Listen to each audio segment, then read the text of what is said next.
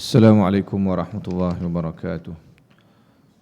Alhamdulillah nahmaduhu wa nasta'inuhu wa nastahdihi wa nastaghfiruh wa nu'minu bihi wa natawakkalu alaih wa na'udzu billahi min shururi anfusina wa min sayyiati a'malina may yahdihillahu fala mudilla lahu wa may yudlil fala hadiya lahu asyhadu an la ilaha illallah wahdahu la syarika lahu wa anna Muhammadan 'abduhu wa rasuluh المبعوث رحمة للعالمين أرسله الله بشيرا ونذيرا بين يدي الساعة فأدى الأمانة وبلغ الرسالة ونصح الأمة وجاهد في الله حق جهاده اللهم صل وسلم وبارك على حبيبنا وشفيعنا وزخرنا وقدوتنا وأسوتنا محمد الرحمة المهدى والنعمة المسدى وعلى آله وصحبه ومن تبعه ونصره ووله أما بعد. Yang dihormati pengurusi dan jawatan kuasa surau Ad-Diniyah, para pelajar Tahfiz Ad-Diniyah, tuan-tuan haji, muslimin dirahmati oleh Allah Subhanahu wa taala sekalian. Alhamdulillah, kita ucap syukur pada Allah Subhanahu wa taala kerana pada malam ini Allah Subhanahu wa taala mengizinkan kita untuk kita bersama dan kita menyambung pembacaan kitab Bidayatul Hidayah kita, dan kita masih lagi membincangkan dalam bab cara memilih sahabat, cara memilih sahabat yang qarib. Baik, yang lepas, dalam kuliah yang lepas kita telah sampai yang ketiga, iaitulah memilih sahabat ini. Pertama, yang ketiganya mestilah orang yang saleh. Baik, hari ini kita masuk yang keempat. Jangan bersahabat dengan orang yang tamak dunia. Baik, kata Imam Ghazali rahimahullah, wa nafa'ana bihi bi'ulumihi fid darain, jangan engkau bersahabat dengan orang yang tamak dunia, kerana bersahabat dengannya adalah racun yang dapat membunuh. Kerana tabiat itu cepat sekali meniru dan mengikuti tabiat yang lain, dan perangai yang baik cepat sekali berubah menjadi jahat. Sekira-kira kita tidak menyedarinya, maka suka sekedudukan dengan orang yang tamak pada dunia akan menambah tamakmu pada dunia. Baik, Al-Imam Ghazali rahimahullah sebut bahawa yang keempat dalam memilih sahabat, iaitu teman rapat kita, jangan kita pilih sahabat kita yang terlalu cintakan dunia. Kerana bila sahabat cintakan dunia, menyebabkan kita pun akan terikut juga. Imam Ghazali dekat sini dia guna perkataan bersahabat dengannya adalah racun. Ini masalah, dia sebut racun. Kita ni pun kalau kita berkawan dengan orang ni, racun kawan-kawan ni mudah ke kita.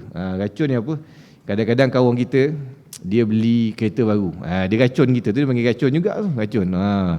Dia beli kereta baru, dia pakai Camry. Dia kata, Camry ni best lah, dia kata. Try lah pakai ni. Tengok kawan kita yang sana tu pakai juga. Waktu kawan haji tu pun baru beli Camry juga, dia kata, best pakai Camry ni, dia kata. Dia tu nama dia meracun tu. Kita daripada mula-mula nak beli Beza je, tapi lama-lama kita tengok, semua orang ni kata kena dalam mula buka mudah.com, mula buka je, tengok harga berapa kan. Akhirnya kita teracun. Ini kita kata benda biasalah. Kalau kita biasa orang lelaki ni selalu mudah mengikut kawan-kawan ni. Yang kaki mancing lah. Ini kawan ni beli mesin yang ni lah, pergi mancing sana. Kita pun lama-lama ngikut juga kawan ni. Padahal tak mancing tapi ngikut juga. Yang game motor, kawan ni semua beli skuter besar-besar semua. Dia pakai skuter lama kecil. Jadi lama-lama dia pun rasa macam, kawan ni kata, apalah pakai skuter ni, orang tak pakai dah ni, orang pakai skuter lagi besar ni, 150cc tu. Akhirnya dia kena racun, dia pun beli juga. Ni kita kata perumpamaan yang paling mudah dalam kehidupan kita. Sebab itulah Imam Ghazali sebut, jangan kawan dengan orang yang terlalu cinta dunia. Kita ni bukan tak boleh cari dunia, memang disuruh untuk kita mencari dunia, kerana dunia ni adalah kebun untuk kita, modal untuk kita dapatkan akhirat. Tak ada dunia terus pun payah juga, kena ada juga dunia. Tapi jangan sampai dunia ni dijadikan keutamaan. Bila kita berkawan dengan orang yang mengutamakan dunia, maknanya kawan kita ni hari-hari cerita pasal dunia, cerita pasal kereta, cerita pasal duit, cerita pasal macam mana nak tambah duit dalam dunia ni cerita dia. Hari-hari jumpa dia tu lah. Akhirnya bila kita duduk bergaul dengan dia, kita secara tak sedar kita akan terikut juga dia. Padahal kita ni kadang-kadang ada benda yang kita tak kisah pun, selagi orang tak cakap pasal tu. Contohnya kita mungkin pakai kasut lama. Pakai kasut tu lama dah, tak ada masalah pun. Tapi tiba-tiba kawan kita kata, belilah kasut baru, teruk sangat dah kasut ni. Malu kau orang tengok kasut begini. kerja pegawai bank ke kasut macam kerja pasar gini, pakai elok sikit. Lama-lama dia kata, oh rupanya tak elok ke aku pakai kasut ni, nak kena cek kasut baru ke. Kadang-kadang kerana orang bercakap ni, kita jadi tidak selesa. Dan orang kata, apa pakai begini, pakai elok sikit. Bila kita berkawan dengan orang yang terlalu penting kat dunia ni, asal kita tak ada masalah sangat dengan hal dunia ni. Kita hidup pun dengan cara kita, dengan pakaian kita, kita rasa bahagia. Tapi bila kita berkawan dengan orang gini, kita akan terikut gaya dia. Dulu kita makan dekat Barakat, minum tak kisah, kedai warung tepi jalan, cendol tepi longkang pun kita minum, okey, tak ada masalah. Start kawan dengan kawan-kawan kaya, kita mula minum dekat Starbucks, minum dekat Coffee Bean, minum dekat Old Town. Tak reti minum dah kedai-kedai ni, kopi RM5 apa semua, mamak dia tak reti dah. Dia jenis Americano, ice latte, dia memang order dah pelik-pelik dah tu, order.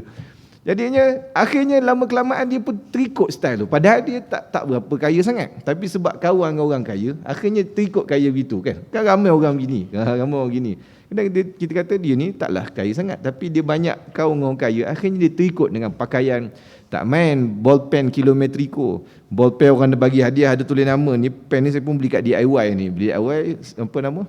4 batang dapat RM2.5. Untung yang dia keluar dakwat boleh conteng, okey lah.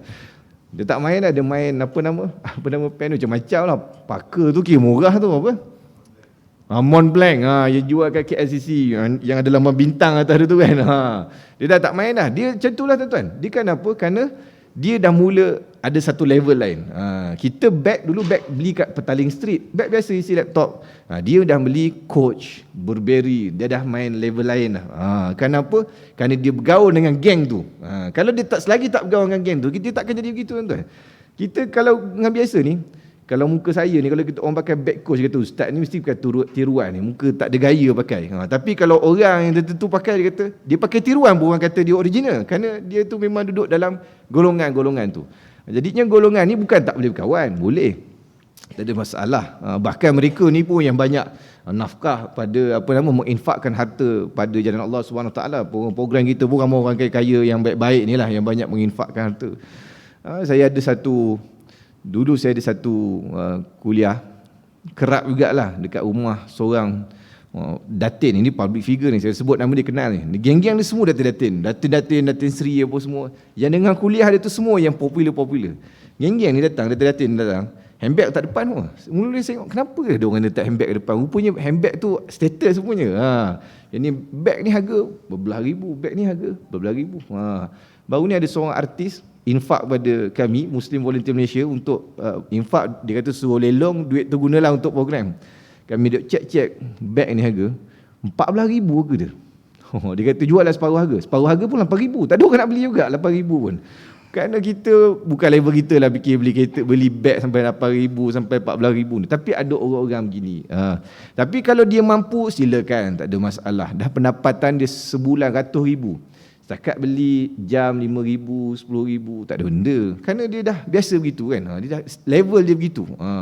Baru ni Ustaz Farhan kan. Ustaz Farhan, sepupu saya tu, dia kan selalu bawa umrah geng-geng yang VIP ni, yang kaya-kaya ni. Dia kata pergi Mekah, ada seorang sebilik dengan dia tu, dia jutawan ni. Balik-balik hotel sorokkan beg shopping tu nyuruk dalam cadar. Tak nak bagi nampak ustaz segan. Ustaz tanya apa dalam beg tu? Kata adalah ustaz beli jam biasa je. Jam biasa rupanya tengok jam Rolex, bila dia tengok resit harga RM80,000. Dia kata beli kat Malaysia tak dapat, kata Malaysia queue lama, nak tunggu giliran. Beli jam RM80,000 tunggu giliran kat Malaysia ni. Kaya tak kaya orang Malaysia ni. Dia kata rezeki kat Mekah. Kat Mekah tu dekat tower tu kan banyak kedai-kedai jam mewah. Dia kata rezeki boleh beli jam kat sana RM80,000. RM80,000 beli jam bagi dia sampai berebut orang kat Malaysia ni. Ni orang-orang begini. Tapi kalau mereka soleh tidak ada masalah. Yang Imam Ghazali sebut ni adalah orang yang cinta dunia tapi tak letak langsung agama dalam hati dia. Dia kaya tak ada masalah, tapi jangan letak kekayaan tu dalam hati. Kaya tu letak kat tangan, tak apa. Letak kat tangan kaya, maknanya dia kaya dengan rezeki Allah Ta'ala beri, tapi dia tidak kedekut dengan dunia ni. Dia boleh sedekah, infak pada jalan Allah Subhanahu Wa Ta'ala. Orang perlukan bantuan, dia boleh bagi macam tu je. Ini maksud dia orang yang dunia ada di tangan tapi tidak di hati. Ada orang kadang benda kecil je, tapi dunia tu letak di hati. Kadang-kadang berebut Tanah pusaka yang bukannya tanah duduk Kampung Baru KL. Kampung Baru KL tu kita kata berebut padan jugalah, harga berjuta-juta lagi. Ini tanah kebun yang dalam hutan pun orang pun tak pandang dan bersemak samut, itu pun boleh bergaduh adik-beradik sampai tak balik raya. Kadang arwah ayah tinggalkan motor Honda C80 berebut adik-beradik pun boleh bergaduh. Motor tu campaklah sungai jadi tukun ni lah. Tapi benda yang tak ada nilai, janganlah benda yang hanya beberapa ratus, beberapa ribu punya nilai menyebabkan ukhuwah rosak. Ini kerana kadang-kadang, kerana walaupun benda tu kecil tapi dunia tu letak dalam hati dia. Ini jangan sampai begini. Imam Ghazali kata kalau boleh elakkan daripada bersama dengan orang-orang yang terlalu cintakan dunia, kerana bila tak sedar akhirnya kita pun akan jadi bersama dengan dia juga. Baik. Dan sebaliknya, suka sekedudukan dengan orang yang zuhud akan menambah zuhudmu pada dunia. Kalau kita berkawan dengan orang yang zuhud, yang tidak mementingkan dunia, maka kita akan mengikut kezuhudan mereka ni. Kita akan ikut, kita akan belajar bahawa betapa mereka ni tidak mementingkan dunia. Saya ada seorang kawan yang kita kata dia ni kaya, tapi dunia tidak letak di tangan dia. Kita jumpa ramailah beberapa orang begini. Kadang ada orang, seorang tu saya baru jumpa 2-3 minggu lepas. Dia kontraktor, partner dia tipu dia 1 juta. Sikit-sikit 1 juta. Tapi punyalah bagus dia ni orang yang tidak letak dunia dalam hati. 3 hari dia pening kepala, dia kata. Yelah, pening kepala sedih-sedih jugalah 1 juta tuan. Kita selipar pergi surau hilang pun balik sedih juga. Balik jalan kaki tu selipar buruk je. Dia 1 juta hilang. Jadi dia sedih tu bukan sedih apa, sedih duit tu patut boleh bayar gaji pekerja, boleh apa semua. 1 juta tuan bukan sikit-sikit. 3 hari betul dia buat macam biasa. Elok dah. Jadi staff dia tanya, bos, ni tak pergi saman balik ke? Partner tu yang dah tipu 1 juta, tak apalah, dia kata. Dia tu nanti kalau dia tak selesaikan dengan kita, maknanya kita akan jumpa lah dekat mahsyar Allah Subhanahu Taala, selesai kat akhirat lah. Bab ukhuwah ni biarlah kita berkawan dengan dia macam biasalah. Ni memang orang yang tak kisah apa kepada dunia ni tadi. Ada ramai saya jumpa orang yang kawan ni berhutang dengan dia. Dia dua ni kawan rapat ni, dua ni. Tapi kita dapat tahu bahawa kawan dia ni berhutang dengan dia 50,000. Kata nak bayar tapi tak bayar 50,000. Saya tanya dia kata, tak apalah, dia kata, jangan sebab kerana 50,000 ukhuwah putus, dia kata. Nampak orang begini. Dia mementingkan ukhuwah dengan saudara dia, duit tu bagi dia tak ada benda. 50,000 besar tuan, 50,000 ni. Tapi orang begini kenapa? Kerana dia tidak meletakkan dunia di dalam hati dia, letakkan dunia di luar. Sebaik ni contoh yang baiklah untuk kita. Bab dunia ni jangan kita pening kepala. Kalau ada rezeki kita lah. Kalau bukan rezeki kita, bukan rezeki kita lah. Jadinya tak perlu pening kepala. Kalau orang tipu kita, dia ambil duit kita dengan cara yang batil, maka dia akan berhadapan dengan kita dan di hadapan Allah Subhanahu Wa Taala nanti. Sama-samalah kita adili dan kita tuntutlah hak kita nanti kalau dia tak selesaikan di dunia. Baik. Ini orang yang seterusnya. Orang keempat, jangan kawan dengan orang yang tamak dunia. Baik. Yang kelima, orang yang benar. Mestilah berkawan dengan orang yang benar, kata Imam Ghazali rahimahullah. Maka jangan kau bersahabat dengan orang yang pendusta. Barangkali ia akan menipu engkau kerana laksana fata morgana yang seakan-akan mendekatkan yang jauh ataupun menjauhkan yang dekat. Kawan dengan kaki kelentong. Adakah jaminan bahawa dia tak kelentong kita? Satu hari nanti tidaklah, mana tak ada jaminan lah. Dan memang dia kaki cong orang semua kenal lah. Satu selayang baru tahu, dia ni kalau cerita 10, 9.5 tak boleh percaya, 0.5 boleh percaya. Jadi orang begini elakkan jadi kawan. Kerana orang yang, tuan, kita ni, trust ni, kepercayaan ni satu benda yang paling berharga sekali. Bila dia hilang tuan, dia tak ada nilai lah kita ni. Orang tak percaya pada kita, tak ada nilai lah. Kepercayaan ni dia macam kertas. Kertas ni kalau dah renyuk memang dia boleh tegak balik, tapi dia takkan bentuk sama macam kertas asal yang belum renyuk. Begitulah trust ni, kepercayaan orang pada kita. Yang ni kena jaga tuan-tuan. Orang kalau start hilang percaya pada kita, habis, tak ada nilai kita. Orang nak berkawan dengan kita pun tak percaya, orang nak buat bisnes dengan kita pun tak percaya, orang nak buat apa pun dengan kita ni tak percaya. Kerana orang akan kata, dengan dia ni dengar boleh lah, percaya jangan lah. Kau buat bisnes dengan dia tu, jaga-jaga baiklah, dia tu bukannya betul sangat tu, 10 cakap 11 tak boleh percaya. Jadi orang akan hilang kepercayaan kepada kita. Apa bidang sekalipun lah, apa bidang, lagi-lagi melibatkan duit, lagi-lagi melibatkan benda-benda penting, lagilah orang tidak percaya kepada kita. Kalau setakat sembang kedai kopi tu mungkin orang ajak lah sembang, tapi itu pun orang kata yang dia ni engkau dengar boleh tapi percaya jangan. Ni nampak orang dah hilang kepercayaan kepada kita. Ni benda yang kita kena jaga, nilai yang paling terbesar. Jadi orang yang tidak boleh dipercayai, yang selalu pembohong ni, maka orang begini tidak boleh dijadikan kawan, kerana tidak ada jaminan satu hari nanti pasti dia akan menipu kita juga. Pasti. Kalau tak benda kecil, akan ada benda besar yang ditipu kita. Dan kita tengok pun, orang-orang yang selalu kena tipu dalam bisnes ni pun, bukan orang jauh. Partner dia sendiri pun yang tipu dia selalunya. Banyak saya jumpa orang yang kena tipu juta-juta, bukan orang jauh. Partner dia sendiri. Maknanya dia telah mengambil orang yang tak sepatutnya menjadi partner dia. Ni kalau dia ikut syarat Imam Ghazali, maknanya pilih betul-betul orang yang tak menipu. Kita kata kalau tak menipu langsung ni, payahlah kita orang Melayu ni, kita bukan level periwayat hadis yang tak pernah menipu tu, bukan level Nabi SAW. Adalah sikit-sikit tipu-tipu tu, biasalah kita ni kan. Tipu tu maksud apa? Ada kat mana? On the way. Tu biasalah tu kita kan. On the way baru keluar bilik air. Bukannya naik motor start kereta tak. Tu biasalah benda-benda begitu kan. Kau berapa? Orang Melayu punya. Pukul 9. Hari pukul 9. 9.45 baru muncul. Tak pernah lah usrah pukul 9.30. Mesti usrah start pukul 10 lah. Kerana ramai yang begitu kan. Maknanya kita nak kata benda-benda gitu, kita kata okey lah, acceptable lagi. Tapi kalau dia ni memang masyhur, orang kenal dia ni sebagai pembohong dia ni. Dan orang yang pembohong ini, orang yang kerap berdusta, bukan sahaja manusia akan cop dia, bahkan Allah Subhanahu Wa Taala dalam hadis sebut orang yang kerap berdusta, Allah Subhanahu Wa Taala akan cop dia sebagai orang yang pendusta. Jadi memang mulut kalau bercakap tak ada benda lain mesti bohong, mesti ada benda bohong. Maka kita elakkan sifat begini, dan sifat pembohong ni termasuk dalam kalangan sifat orang yang munafik. Sifat pendusta, apabila bercakap dia berdusta, termasuk dalam kalangan sifat orang yang munafik. Dia ada benda yang ni apa nama kita nak, teknik ni kadang-kadang ada benda yang kita tak perlu bohong pun, cuma kita tukar konteks dia. Dia tak bohong pun. Dia seperti mana kaedah yang digunakan oleh sama ada Imam Hanafi ataupun Imam Hanbali, saya lupa, ketika dia ditahan oleh, saya zaman Hanbali, zaman Imam Ahmad bin Hanbal, dia kena ditahan pada waktu tersebut, dan pemerintah tu pada waktu tu adalah pemerintah yang berakidah Mu'tazilah. Jadinya dia paksa untuk mengatakan bahawa Al-Quran ini adalah makhluk Allah, bukan kalamullah.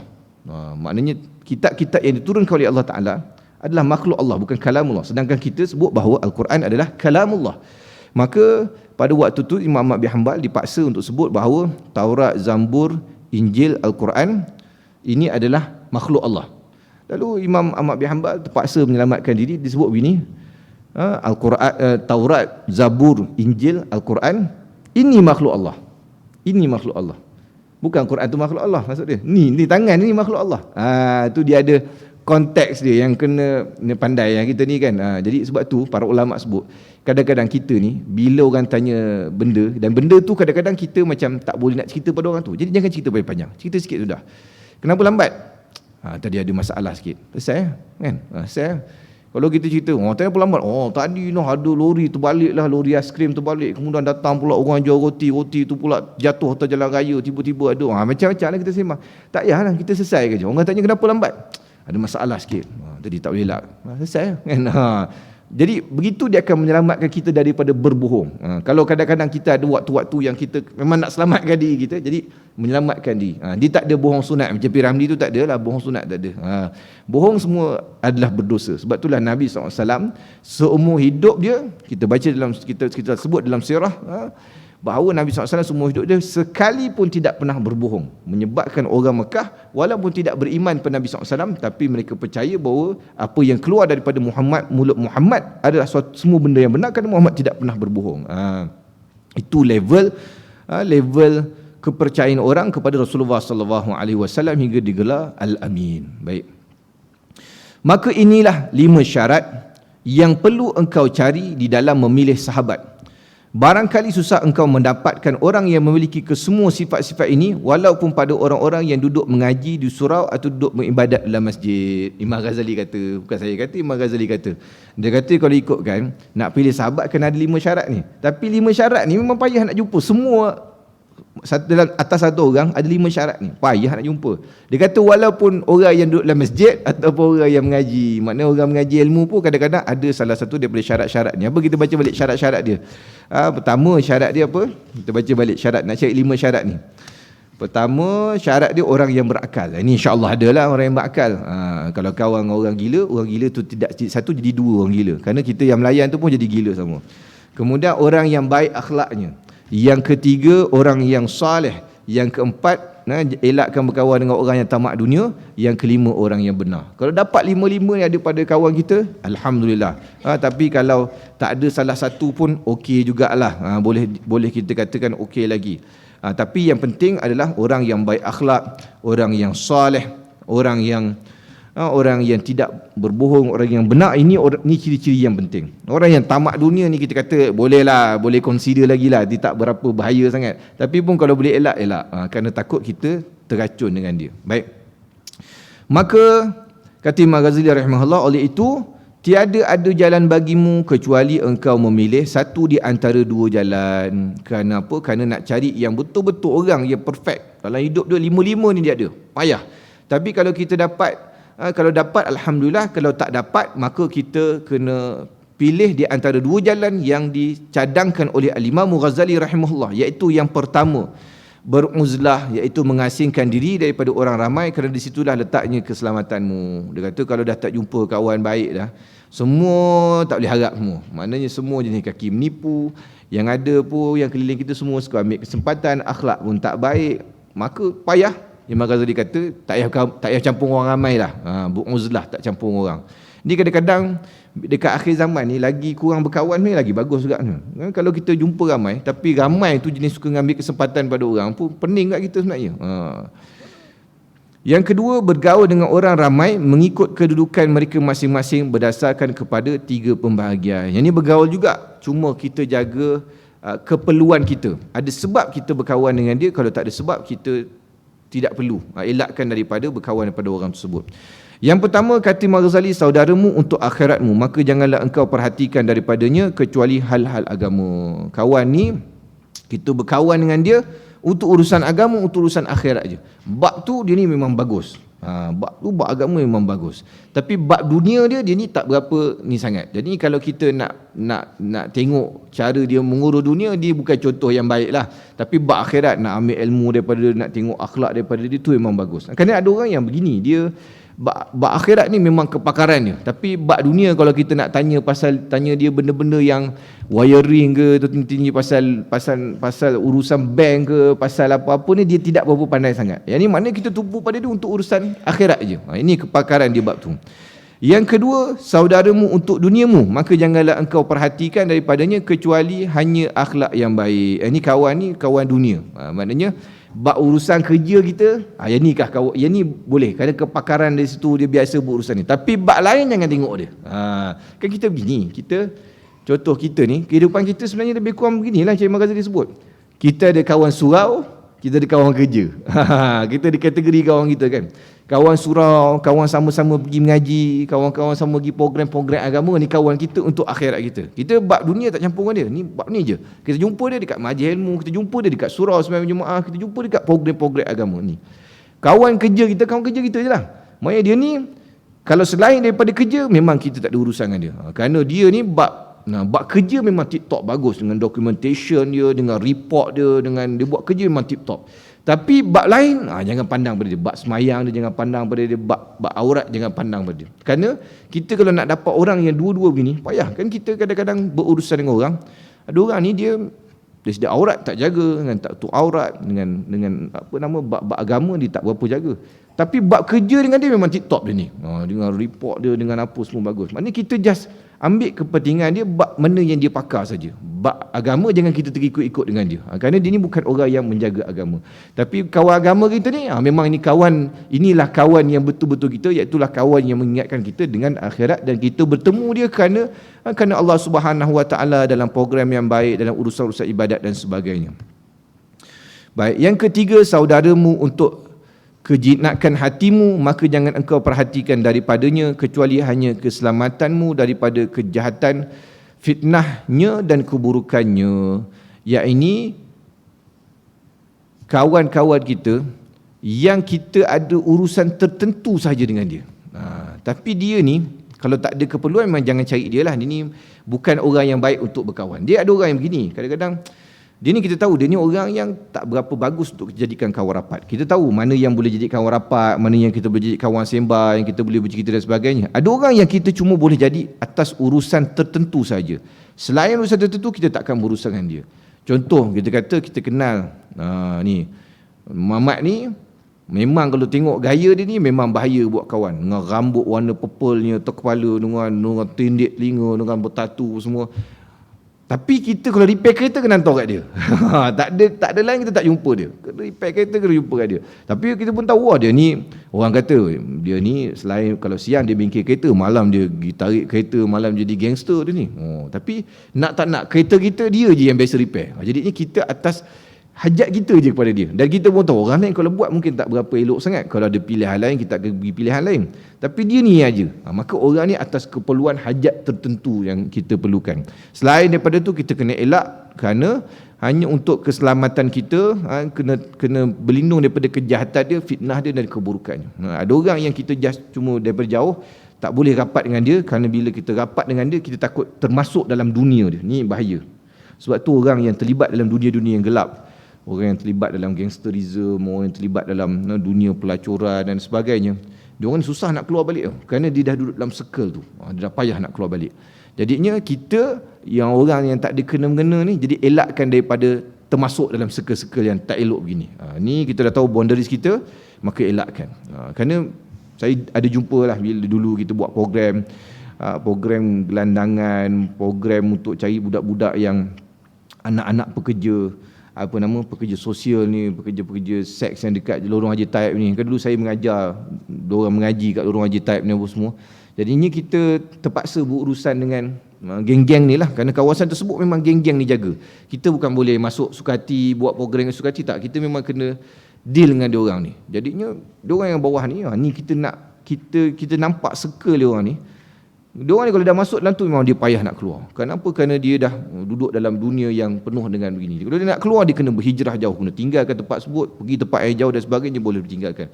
Kalau dia duduk kawasan sekitar, payah. Maka kita ni orang yang tak terlibat dengan benda-benda yang tak elok ni, jangan kita terlibat sekali. Kerana bila kita terlibat sekali, maka kita akan duduk terjerumus. Sebab tu kita tengok kadang-kadang kes, ada orang yang kena tembak tepi jalan, ada orang yang berbunuh sampai tetak-tetak. Dia tak, sebab tu bila polis tengok, rupanya mereka ni adalah geng sama-sama mereka. Yang ni ada sedikit dadah dengan dia ni, yang ni ada kes gangster dengan dia sini apa semua. Kerana dia duduk dalam dunia dia tak akan kacau kita tanpa sebab, kecuali orang yang merompak tu dan ceritalah. Tapi kalau kita masuk dalam dunia dia, maka payah kita. Jadi elakkan daripada bergaul dengan orang-orang yang tidak sepatutnya begini. Di dalam perumpamaan lain, manusia itu terbagi kepada 3. Pertama, orang yang seumpama makanan asas yang tak boleh tidak daripadanya. Kita ni kalau tak bergaul terus dengan orang pun tak boleh juga, kerana kehidupan kita berhajat kepada pelbagai keperluan. Tak boleh. Kan dekat Astro tu dia ada rancangan alone. Alone tu yang duduk dekat tengah-tengah hutan, dia akan cari setiap tahun 10 orang ke lebih candidate calon untuk survive dalam hutan. Mana dia campak seorang duduk kat hutan ni, seorang duduk kat hutan ni, seorang duduk kat hutan ni. Tengok siapa yang boleh hidup seorang-seorang diri paling lama. Selalunya orang akan surrender lah, dia bagi satu okey-okey. Ada yang seminggu call surrender, tak boleh hidup seorang-seorang. Rindu anak, rindu isteri apa semua, tak boleh, tak ada kedai makan, rindu KFC apa semua, tak boleh. Ada orang yang jenis survival dia tinggi, sampai 50 hari, 60 hari, seorang-seorang. Menangkap ikan, buat tempat berteduh sendiri, apa semua, boleh berlindung daripada binatang liar. Tapi yang boleh begitu, tak ramai pun orang yang boleh survive sampai tahap itu. Maknanya apa? Maknanya manusia ni, dia tak boleh hidup seorang diri. Dia mesti ada keperluan kepada orang lain. Paling kurang keperluan dia dengan keluarga dia, keperluan dengan rakan-rakan dia. Kerana manusia ni kalau tak ada teman bercakap pun boleh jadi bahaya juga. Kita ni kalau tak ada kawan bercakap, diam, tak ada kawan, bahaya juga. Bahaya kepada kesihatan mental kita. Maka nak tak nak kita manusia perlukan kepada orang lain. Yang pertama memang Ghazali kata, ada orang yang kita perlukan ni macam makanan asas, tak ada dia payah. Ini macam ahli keluarga kita, macam kawan-kawan yang kita berurusan harian ni macam makanan asas kita. Kalau tak ada berurusan dengan dia, payah. Yang kedua, orang yang seumpama ubat yang diperlukan pada masa-masa tertentu sahaja, bukan setiap masa. Ini kita kata, Bila kita ada masalah kereta baru kita cari orang ni, ada masalah dia. Ataupun bila kita sakit baru kita jumpa kawan ni, doktor ni. Dia ada waktu-waktu tertentu saja yang kita berhajat kepada dia, tidak setiap waktu. Yang ketiga, orang yang seumpama penyakit yang perlu dihindari daripadanya, tetapi terkadang seorang hamba itu dibalakan dengannya walaupun penyakit itu tidak disenanginya dan tidak ada manfaatnya, maka perlulah seorang itu mengambil langkah-langkah yang bijak supaya ia dapat selamat daripadanya. Namun demikian, di dalam penyakit itu ada satu faedah besar seandainya engkau mampu menghadapinya, iaitu apabila engkau cuba memperhatikan keadaannya dan kesan yang buruk, lalu setelah itu engkau pun menjauhkan diri daripadanya. Yang ketiga ni macam penyakit. Imam Ghazali kata, kita ni kalau boleh kena elaklah penyakit, jangan cari penyakit. Wala tulqu bi aidikum ila tahlukah, jangan kamu campak diri kamu dalam kebinasaan. Tak boleh, haram bagi kita tahu benda tu bahaya, kita campak diri dalam kebinasaan, dalam benda yang bahaya tersebut.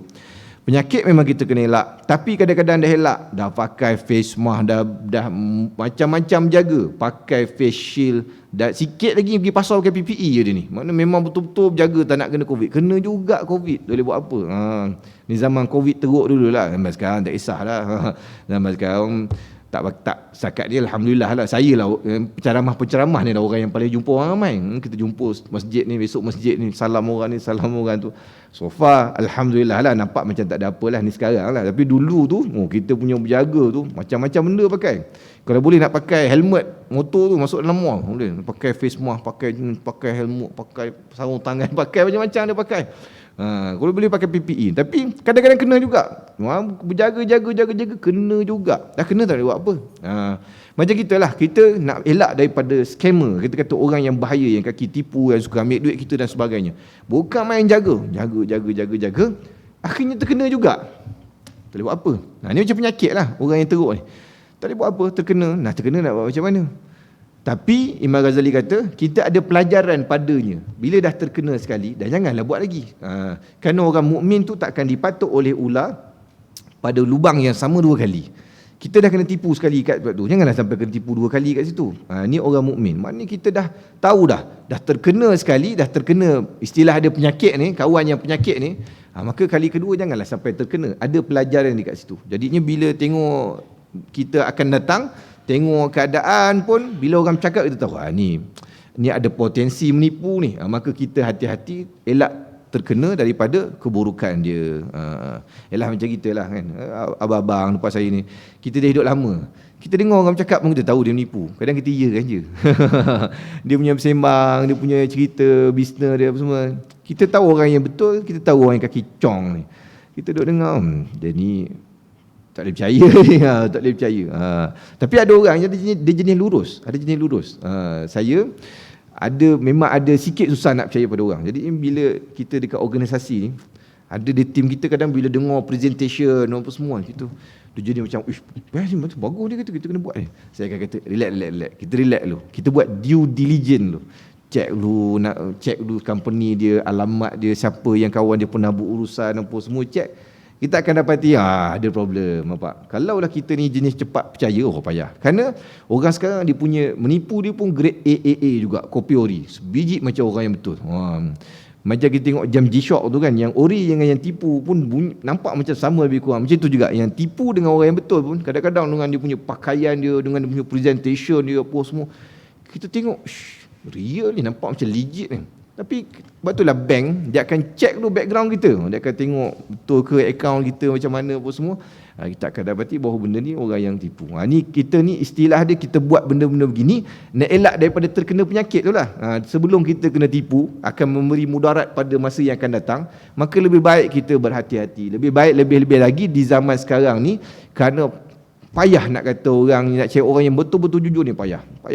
Kita nak berurusan, sebab itulah lebih bagus kita berurusan dengan kadang-kadang orang yang kita dah biasa. Bukan kita tak nak try yang lain, tapi orang yang kita biasa ni, kita dah percaya dah. Dia pun percaya pada kita, kita pun percaya pada dia, senang. Jadi kita tak risau. Kerana ramai orang yang sekarang ni dia susah nak percaya. Kerana keadaan dunia yang ada pada hari ini. Pernah orang bertanya kepada Nabi Isa AS, siapa sebenarnya yang mengajar adab-adab kepadamu? Beliau lalu menjawab, tidak ada seorang juga pun yang mengajarkan adab kepadaku, tetapi apabila aku perhatikan kejahilan, maksudnya tidak beradabnya orang jahil. Timbullah dalam diriku perasaan mahu menjauhkan diri daripadanya. Sesungguh benar perkataan Nabi Isa alaihissalam. Dalam kitab ni salah baris, dia tulis Bani Isa alaihissalam.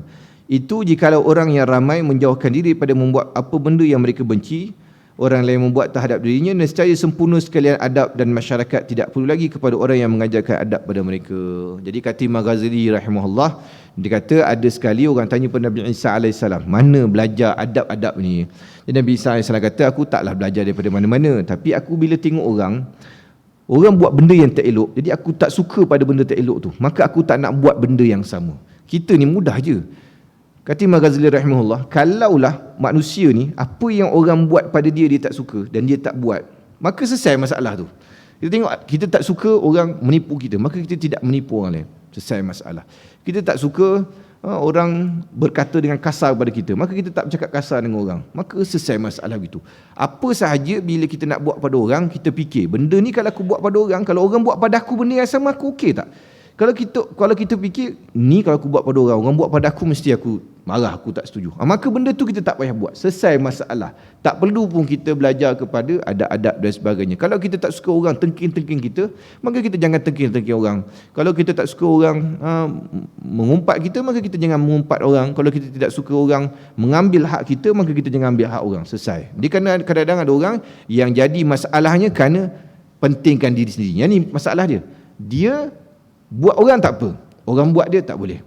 Dia ambil hak orang tak apa, orang ambil hak dia tak boleh. Ini tak boleh ni.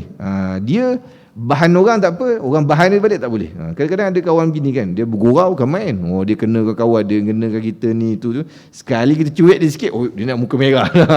Dia bahan ke orang hari-hari tak apa, kita bahan ke dia sekali nak merah muka dah. Ini tak boleh begini. Kalau kita boleh bergurau kasar orang, maknanya kita pun kena terimalah kalau orang bergurau kasar dengan kita. Selesai masalah begitu kalau kita ambil pengajaran daripada perkara yang begini. Baik, yang kedua, kita masuk pada bab yang kedua, tugas yang kedua, iaitulah cara menunaikan hak persahabatan. Tadi kita dah pilih sahabat, maka yang kedua bila dah ada kawan, kita kena tunaikan hak-hak kita terhadap sahabat kita ni tadi. Tunaikan hak sahabat kita kepada kita ni tadi. Pertama, mengenali hak persahabatan.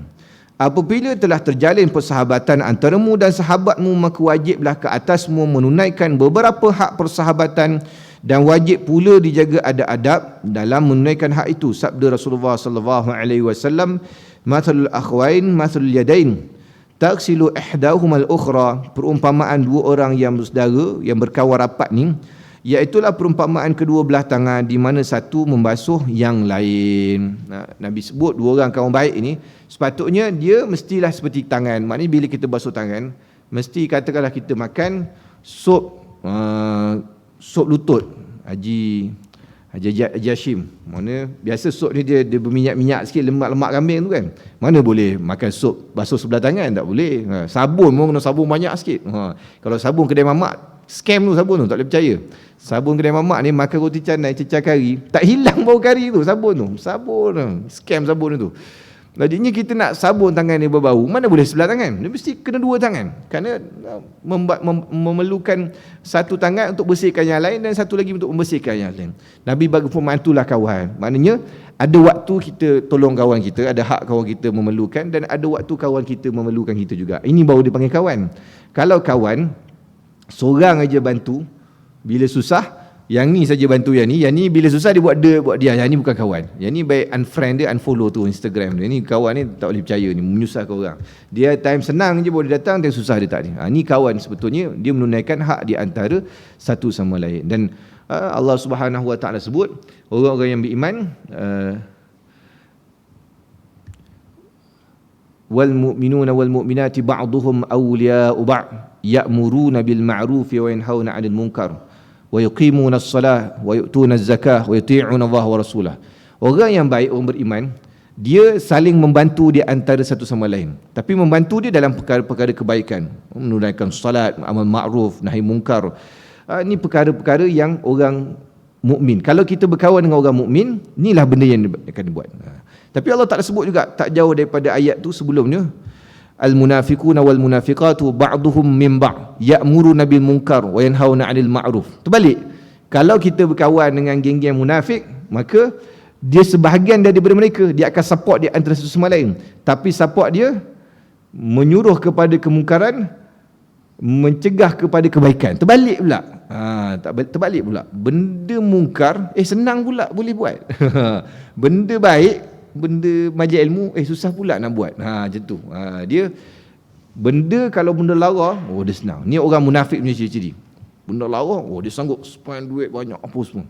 Tapi benda yang berkaitan kebaikan jadi berkira pula. Dia payah ni, dia kata. Ni orang tak suka sangat, tak minat benda-benda begini. Jadi dia payah gitu. Maka sebab itulah tadi kita kena pilih kawan kita, teman kita dengan orang-orang yang soleh. Kerana orang yang soleh, dia akan saling membantu ke arah kebaikan. Tetapi kalau kita berkawan dengan munafik, takut kita akan tercebur sekali bersama-sama atas alal ithmi wal udwan, di atas perkara-perkara buruk dan dosa. Baik. Dan pada suatu ketika Nabi SAW pernah masuk ke dalam hutan. Lalu beliau mengambil 2 bilah kayu miswak, yang satu bengkok dan yang satu lagi lurus.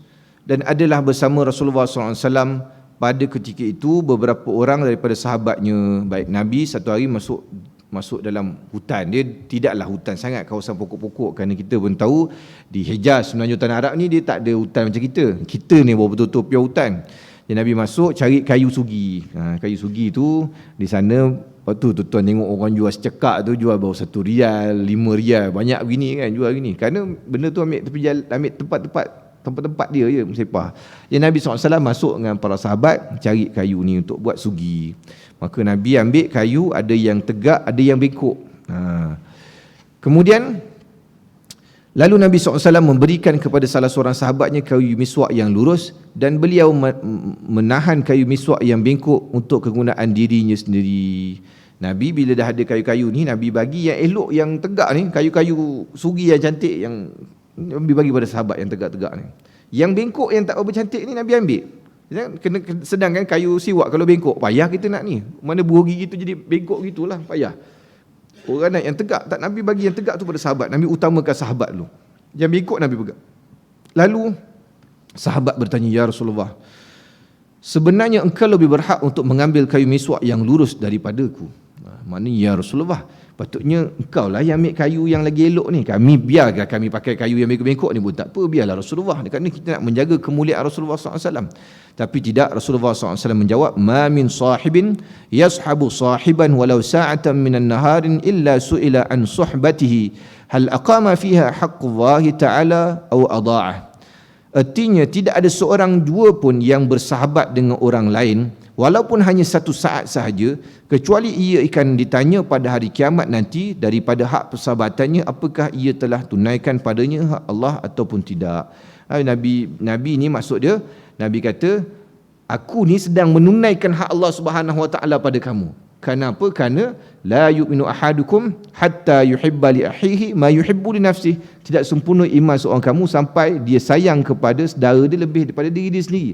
Maksudnya dia isar, mengutamakan orang lain lebih daripada diri sendiri. Ini termasuk dalam pada hak persahabatan juga. Kalau kawan kita memerlukan, maka kita utamakan kawan kita dahulu. Kan Nabi kata kalau tidak menunaikan ni, kerana Allah Taala pada hari kiamat akan soal seorang yang bersahabat, walaupun dia kawan ni sekejap saja, sama ada Allah Ta'ala akan tanya sama ada engkau tunaikan hak persahabatan pada kawan ni ataupun tidak. Maka atas sebab tu Nabi SAW mengutamakan sahabat-sahabat dia lebih daripada lain. Dan ini masyhur kita baca dalam hadis-hadis yang lain. Memang Rasulullah SAW tidak merasakan diri dia lebih atas orang lain. Kemuliaan Nabi SAW, akhlak dia tidak merasakan lebih. Satu hari bila Nabi dengan sahabat musafir berhenti, kerana dulu bukan macam kita musafir boleh berhenti kat R&R, order makanan nasi kandar dan sebagainya. Dulu musafir bawa makan sendirilah. Maka sahabat-sahabat bagi tugas. Ada sahabat ni sembelih kambing, ada sahabat ni lapah kambing, ada sahabat ni masak kayu api, ada sahabat ni panaskan periuk dan sebagainya. Maka Nabi kata, aku punya tugas mana? Sahabat-sahabat kata, "Ya Rasulullah, kamu rehat saja, tak perlu. Kami semua dah cukup orang buat kerja." Rasulullah kata tak, bagi aku tugas. Tak apa, biar aku cari kayu api, tak apa, Rasulullah kata dalam hadis tersebut. Kenapa? Kerana aku tak nak nampak aku jadi lebih daripada orang lain. Tak nak begitu. Tak nak nampak macam bos lah istilah dia. Orang lain buat kerja, Rasulullah rehat saja tunggu orang masak begitu. Rasulullah tak nak begitu. Nampak? Ini mulianya akhlak Rasulullah sallallahu alaihi wasallam. Dia tak nak rasa dia lebih pada orang lain. Dan sabda Rasulullah sallallahu alaihi wasallam lagi, mastahaba isnani qattun illa kana ahabbuhuma ila Allah taala irfaquhuma bi sahibih. Artinya tidak bersahabat dua orang yang bersahabat kecuali yang lebih dicintai di sini Allah Subhanahu wa taala ialah orang yang lebih lemah lembut dengan sahabatnya. Ini maknanya bila bersahabat Allah Taala cintai dua orang yang bersahabat, bila bercakap dia lemah lembut dengan kawan dia. Ni biasa. Baik. Kita ni selalunya tak ada masalah ni. Biasa kita orang kita, dia dengan kawan dia bukan main baik sekali. Dia berkasar dengan ahli keluarga ni masalah kat kadang-kadang ada orang. Bila kawan kita tengok, kawan ni baik kau ni. Bila orang kita kadang-kadang terdengar masalah, orang kata dia berkasar dengan keluarga dia ke, kita kata iya ke, dia kata nampak macam elok je depan kita berkawan dengan kita. Rupanya memang begitu. Dia dengan kawan dia bukan main lemah lembut, tak kisah apa semua, tapi dengan keluarga dia berkasar. Tak kena kat gini. Kerana Nabi SAW ini suruh kita baik juga pada ahli keluarga kita. Khairukum man khairu li ahli. Sebaik-baik kamu adalah yang baik dengan ahli keluarga dia. Maka dua-dua kena jaga. Kena jaga orang yang berakhlak mulia. Dengan siapa pun kita bercakap dengan bahasa yang baik, dengan lemah lembut dan sebagainya.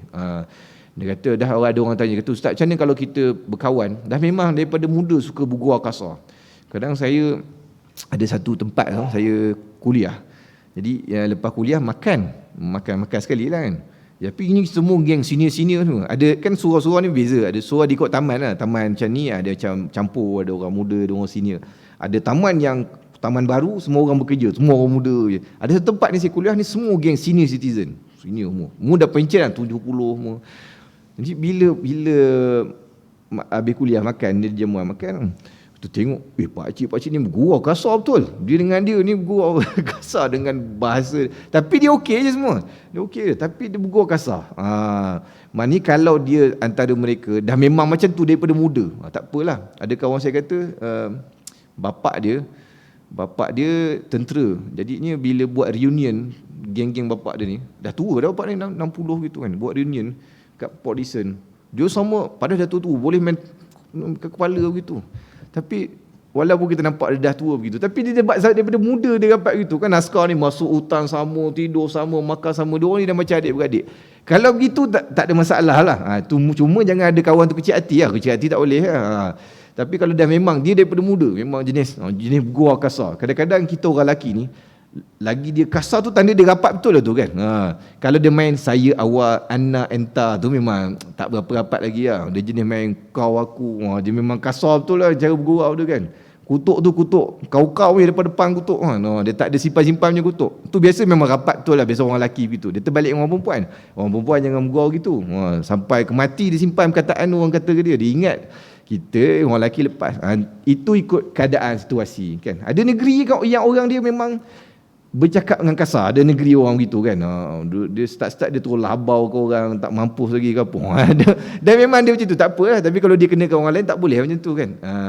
Maknanya dia bukan berkasar ni, berkasar daripada, tapi dalam berkasar-berkasar gini pun jangan sampai keluarkan perkataan lucah, perkataan-perkataan yang keji dan kesat ni tidak dibenarkan. Walaupun kita kata dia bergurau, tetap tidak dibenarkan dalam syarak. Kerana Allah Subhanahu Wa Taala benci dan malaikat pun benci orang yang mulut dia selalu keluar perkataan lucah. Cakap benda yang tak elok saja. Benda-benda yang lucah, perkataan-perkataan kesat dan sebagainya. Ini kalau masuk TV ni memang kena hilang suara dia. Tiba-tiba cakap.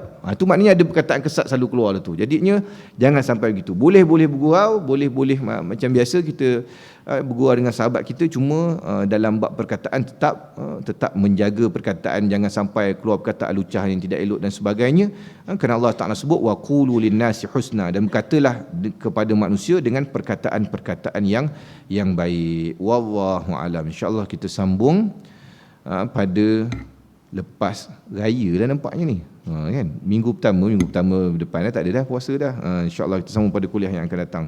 Saya mohon maaf jika ada salah silap dan sebagainya. Mudah-mudahan ada manfaat yang kita dapat daripada pembacaan kitab kita pada malam ini. Aqulu qauli hadza wa astaghfirullahal azim li wa lakum. Wassalamualaikum warahmatullahi wabarakatuh.